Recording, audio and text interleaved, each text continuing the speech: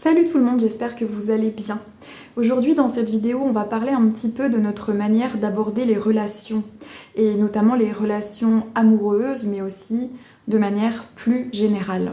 Donc l'idée c'est que l'autre n'est pas là pour venir nous satisfaire ou pour venir combler nos exigences, nos manques, nos envies et nos besoins. On a aujourd'hui une manière assez entrepreneuriale de concevoir le rapport à l'autre et les relations.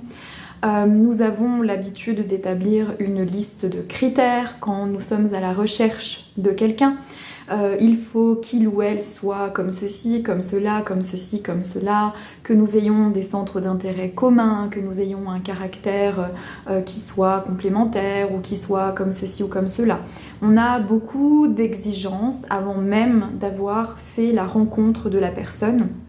Et dès qu'on est en présence de cette personne, on essaye tout de suite de se projeter, d'imaginer à quoi pourrait ressembler la relation, qu'est-ce qu'on pourrait cocher comme case sur notre liste, et c'est comme ça qu'on va décider si oui ou non on peut s'engager avec la personne dans une relation. Alors c'est un peu comme si on allait au supermarché et qu'on essayait de choisir le meilleur fruit, le meilleur légume ou la meilleure pièce de viande. Donc évidemment, il faut que ça soit à notre goût, il faut que ça nous plaise et il faut que ça réponde à nos exigences. C'est une manière assez superficielle et un peu triste aussi d'aborder une relation et surtout d'aller rencontrer. Parce que quand on fait ça, on est vraiment dans le mental. C'est-à-dire qu'au lieu de rencontrer vraiment la personne et de se laisser la chance de dialoguer, d'échanger, de ressentir, d'entrer en fait en relation petit à petit, on va structurer, on va codifier, on va cocher des cases, on va catégoriser. Et quand on fait ça, c'est comme si on s'empêchait d'aller pleinement dans la rencontre, de s'abandonner. On a tellement peur que la personne ne corresponde pas, qu'on finisse par être malheureux, qu'on souffre, que ça ne fonctionne pas, parce qu'une relation c'est quelque chose qui doit fonctionner, qu'on va s'attacher à créer toutes ces barrières très mentales, toutes ces configurations très mentales, ces représentations de l'être, de la personne qu'on veut voir entrer dans notre vie ou non, et ça va nous mettre à distance. Voilà, on se met à distance de la rencontre. Donc on est tellement dans le mental, on est tellement dans le calcul, on est tellement dans les projections qu'on n'est pas dans le ressenti. Et on passe à côté de certaines choses. Parce que la personne qui se présente à nous, peu importe ce qu'elle est, comment elle va pas forcément arriver dans notre vie pour qu'on se mette en couple avec elle. C'est pas une obligation. Il y a aussi des amitiés, il y a aussi des relations un peu passagères, il y a aussi des moments d'échange et puis après on se revoit plus. Tout ça, c'est de l'ordre de la relation. Donc on n'est pas forcément, quand quelqu'un arrive, à se dire « oh là là, on y va pour une relation durable, pour une relation amoureuse, pour une construction ». Donc quand l'autre se présente, il peut être là juste pour être là. C'est-à-dire, on est deux, on discute, on se rencontre et puis on voit, voilà, en fonction de nos échanges, en fonction de ce qu'on est, ce qu'on a envie de faire ensemble ou pas. Mais aujourd'hui, on n'a même pas le temps d'arriver à cette étape. L'étape de se rencontrer, de se parler, de passer du temps ensemble et de voir. Juste de voir, de pas anticiper, de pas chercher, de pas penser, juste de voir ce qui se passe, de ressentir ce qui se passe. On n'a pas le temps d'arriver là parce qu'on a déjà l'idée que la personne ne correspond pas à ce qu'on attend, à ce qu'on veut.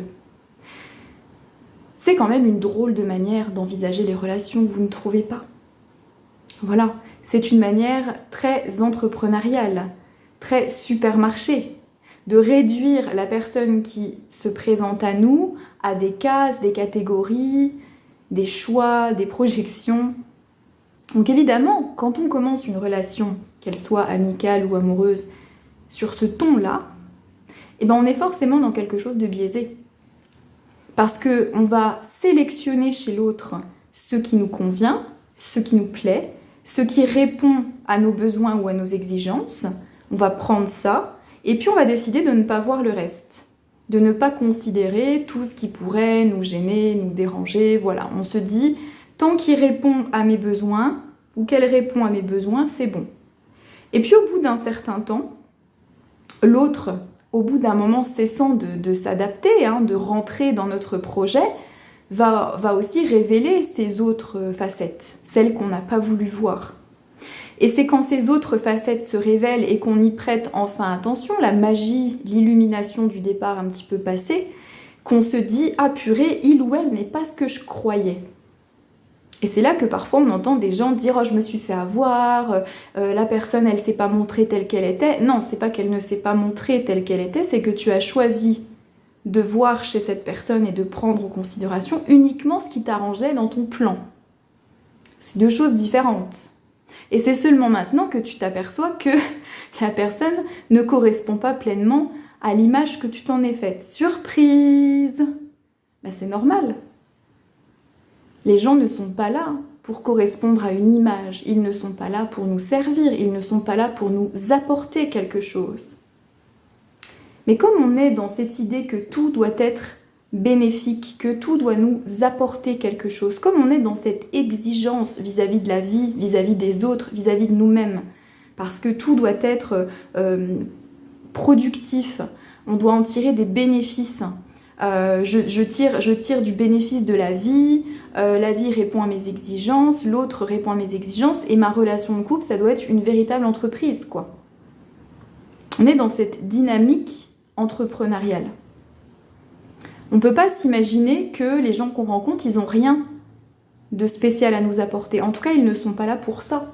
Ils ne sont pas là pour combler, ils ne sont pas là pour remplir un carnet de doléances, non. Et d'ailleurs, c'est énormément de pression pour l'autre. Beaucoup de pression. Imaginez l'autre, quand il se présente à nous, il doit correspondre, il doit s'adapter, en tout cas s'il le veut, et il doit aussi répondre à une grille de critères. Donc forcément, quand il sait qu'il est scruté de A à Z et qu'il passe au rayon laser avant même d'avoir ouvert la bouche, eh bien, il va automatiquement, puisqu'il souhaite séduire et marquer des points, se mettre à correspondre à cette image. Donc il va automatiquement mentir, dissimuler des choses et puis dire des choses qui nous conviennent, quoi. Donc déjà, quand on se rencontre et qu'on est dans cette dynamique dès le départ, de se cacher, de dissimuler, d'essayer de correspondre à une image, on n'est pas dans l'authenticité du tout. Donc ça veut dire que notre relation est basée sur de la dissimulation, de la cachotterie, de la suradaptation et du mensonge. Donc évidemment que ça ne va pas durer. Et que ça ne permettra pas d'établir un partenariat qui soit stable, solide et durable dans le temps. Donc il est important pour nous aujourd'hui, dans la manière dont on rencontre l'autre, de pouvoir y aller avec une certaine authenticité, un certain naturel, une certaine spontanéité. De pas imaginer que la vie c'est de faire son marché en permanence, c'est de sélectionner ce qui nous va et de pas prendre ce qui nous va pas, d'imaginer que les gens doivent être absolument bons, gentils, parfaits, de sortir en fait de cette idée extrêmement superficielle et caricaturale de ce que sont les relations entre les gens aujourd'hui. Alors évidemment, comme on est beaucoup dans la consommation, dans la superficialité, on a l'habitude de ça. Ça nous est vendu à travers les sites de rencontres, l'idée de la bonne personne, de l'homme ou de la femme idéale, etc. Donc on baigne un petit peu dans ces croyances, dans ces dogmes. Mais on peut aussi à certains moments s'extraire de ça et imaginer qu'on n'est pas obligé de suivre le mouvement, qu'on peut élever un tout petit peu notre manière de voir les choses et se dire « je peux le vivre autrement ». Voilà. Vivre la rencontre différemment. Non pas dans l'attente, non pas dans l'impatience, non pas dans l'exigence de quelque chose, mais dans l'ouverture. C'est ça la différence. Quand on exige, quand on attend, quand on veut, quand on cherche, on est vraiment dans la fermeture, parce que du coup on n'est pas vraiment disponible à la rencontre, on est en train de calculer, etc. Donc on est fermé. Mais quand on lâche en fait toutes ces cases, ces catégories, ces croyances, ces idées sur la personne qui nous conviendrait, celle qu'on aimerait ou pas, etc., là on est ouvert. Et c'est quand on est ouvert que les véritables rencontres se produisent.